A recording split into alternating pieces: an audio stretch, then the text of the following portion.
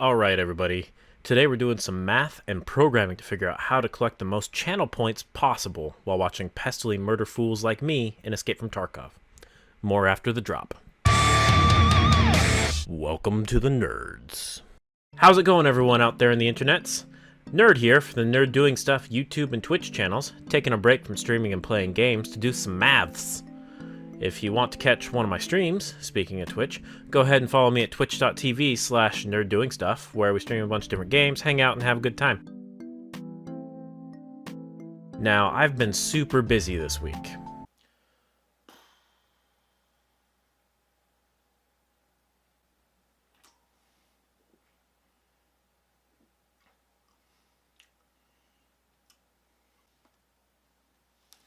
Got it.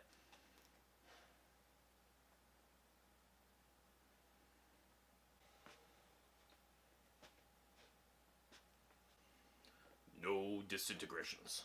Aw, Dad. I am not your father. I'm giving her all she's got, Captain!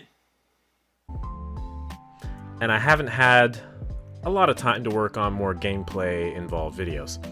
However, I think like a lot of you guys out there, I typically have some YouTube video or Twitch stream playing in the background while I do my stuff during the week to keep my ADD fresh and working properly. One of my favorite streamers to watch is Pestily, the down-under daddy of Escape from Tarkov. On his streams, you can bet and win channel points on the outcome of his raid, specifically whether the experience point total he earns from the raid is even or odd. Now, given that I'd been wearing sweatpants all week, I figured I'd have enough time to figure out if choosing even or odd was the better choice. Having done so, I'm both a little surprised and totally not surprised by the results. Now to the math! In solving this problem, like any good engineer or math nerd knows, we need to start by bounding our problem and determining any assumptions we need to make the math, like, doable-ish.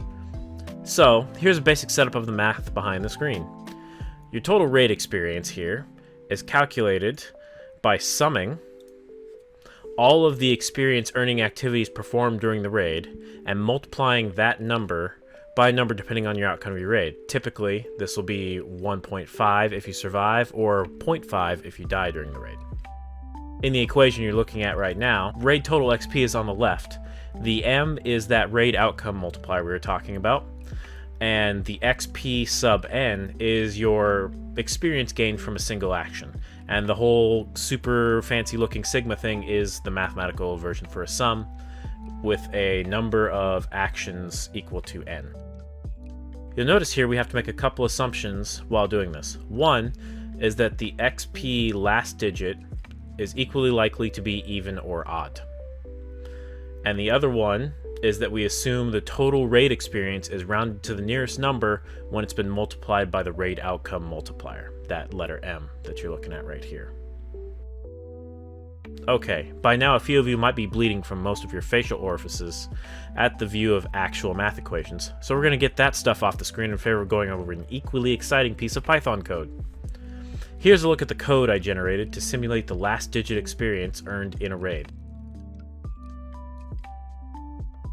Basically, what this program does is generate a random number of experience earning activities for a raid, and assign each activity a value from 0 to 9, representing the final digit of the experience earned in that activity. It then adds up all the experience activity values, multiply those values by the appropriate number for surviving or dying a raid, and stores those values in an array for later classification. It does this for however many raids I want to simulate, then checks to see how many of the simulated raids end with an even or odd total. Finally, the program gives you a readout on the percentage of raids that resulted in even or odd totals, both if you survive, die, and if there's no multiplier applied at all. So what are the results? Well, I'll run this thing and show you. We're going to run 10,000 raids with a maximum number of experience earning activities of 200. And here's the result. 75% chance of coming up even for both surviving and dying, even though the raw numbers are 50-50. And you'll find if you run this enough with a bunch of different things, like I did, that these numbers hold for basically every range of earning activities, over any reasonable amount of raids. As long as your raids are over 100 reasonably high numbers of raids that show an average number, the numbers are the same. And that means that functionally, the odds of one of Pestyly's raids coming up with an even number is 3 times higher than the raids coming up with an odd number. So, you should always bet on evens, right? Well, not actually, although usually that is the case. If you look back at the betting info here, you see that while you can only choose even or odds, the payout is scaled based on the amount bet on the other side. That means the more points bet against you, the more points you stand to win if the numbers come up on your side. In this case, betting on evens at this point will net you 224% return, while betting odds will only net you 181% return. So, if a total raid experience comes up even 75% of the time, when should you actually bet on odd? The answer is pretty simple: when the payout is better than 3 to 1. Any payout less than 3 to 1 will lose you points in the long run, as you won't hit often enough to make up for the losses. And that's it. All you members of the Pestily army out there can thank me later. Just go out and win yourself some channel points. But before you do, don't forget to hit like and subscribe for more content like this, and maybe consider heading over to my Twitch channel and giving a follow there as well. Thanks for watching, everyone. Stay safe and happy nerding. I'll catch you all later.